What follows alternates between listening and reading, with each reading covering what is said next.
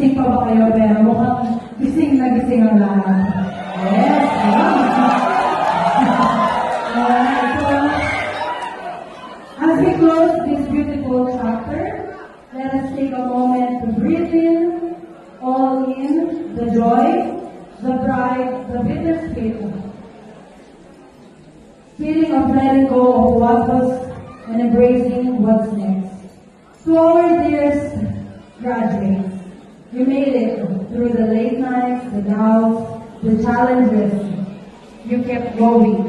And today, you are proof that faith, hard work, and determination can carry you to the toughest of days. As I remember, lahat ba kayo na-interview dito during clearance? Yeah, so yung iba dito ay nakausap namin. At ang bawat isa sa inyo talagang nakakapag-inspire. Sa amin, bawat kwento na meron kayo and your experiences, why you want to choose that career, meron sa inyo gustong maging engineer, maging doctor, maging nurse.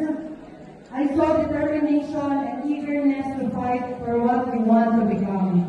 Kaya naman, as an adult, I have a lot of things na natutunan from you. Thank you very much, students. As we move forward, I leave you with this powerful reminder. From Proverbs 16 verse 3, commit to the Lord whatever you do, and He will establish your plans. Yes.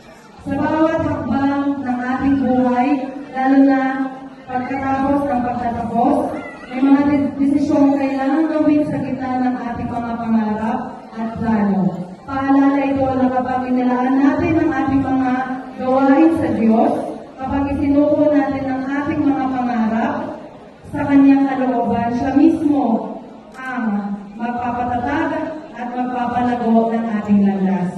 Ang tunay na tagumpay ay hindi lang nasusukat sa diploma, kundi sa tiwalang ibinibigay natin sa Diyos habang tinutupad natin ang ating layunin. I want to take also this opportunity on behalf of ACTS to the parents, guardians, and loved ones. Thank you for being their home, their support, and first teachers. Salamat po sa pagtitiwala sa amin ng ilang buwan or taon sa inyong mga anak.